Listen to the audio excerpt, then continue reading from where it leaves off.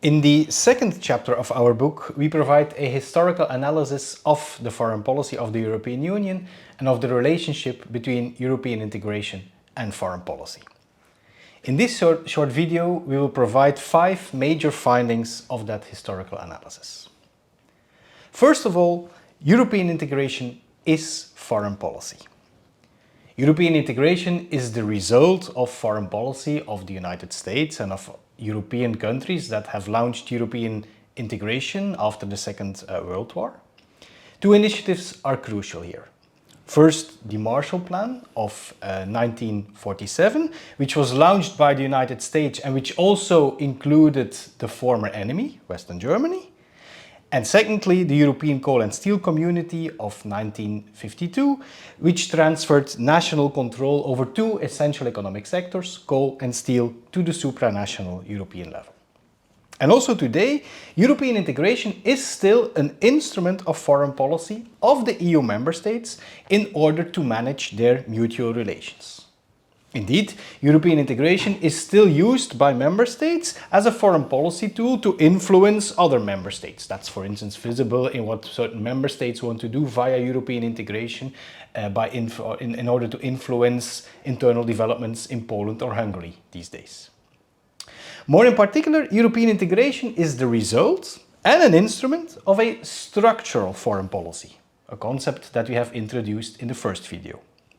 Structural foreign policy aims to change the rules of the game that determine the interaction between European countries.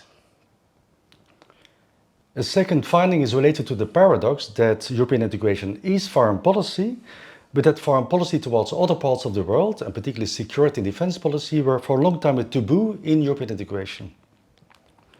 European institutions did not get the competences to develop these policies, and foreign policy was not discussed for decades.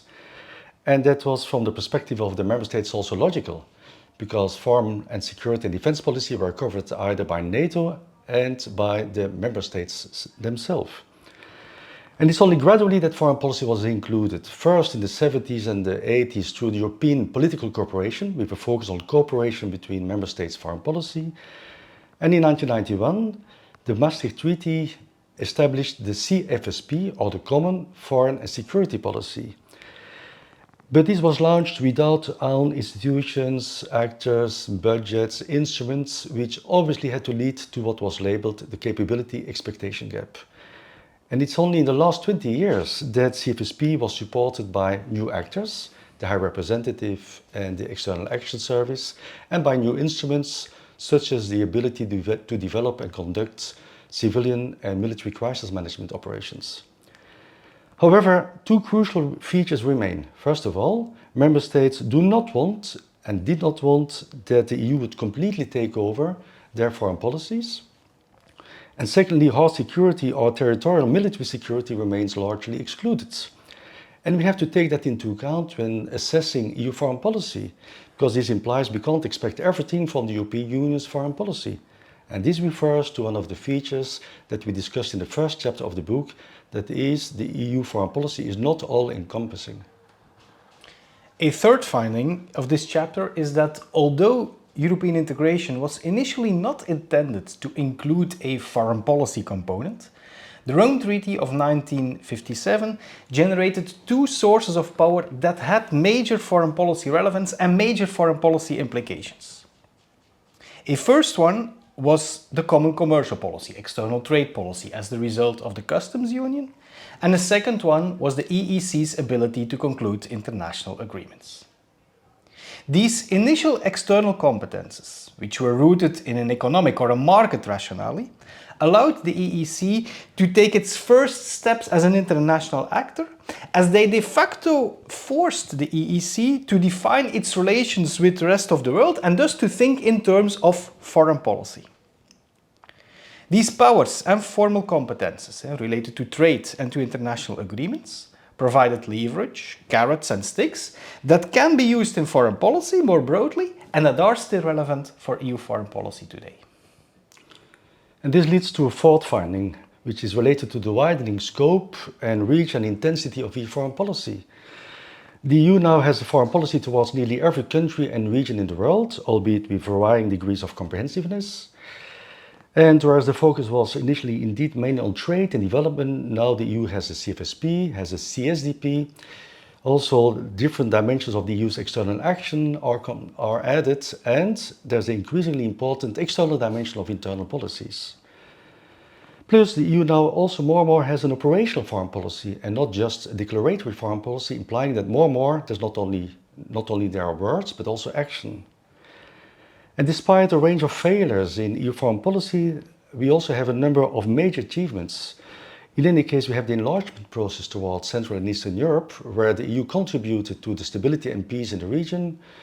The EU also played a major role in some important international negotiations, for instance, on the Iranian nuclear capabilities.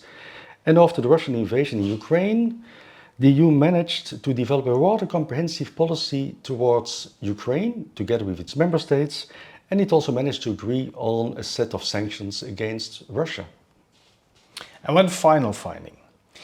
The EU has been very successful in finding an answer to the question on how to deal with the former enemy, with Germany, and how to integrate Germany in a common institutional setup and to avoid that Germany would feel frustrated or marginalized.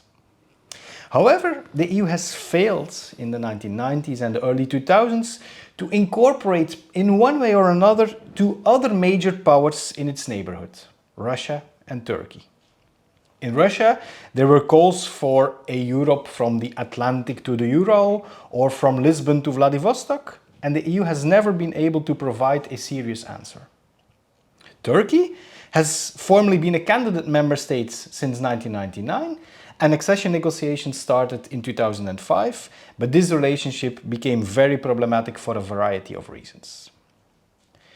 Of course, the EU is not the only actor to blame for this, but these failures remain indeed major failures of EU foreign policy with consequences until now, as the EU is now indirectly at war with Russia, and Turkey is distancing itself more and more from the EU and the West, while it is becoming an increasingly important geostrategic competitor for the EU.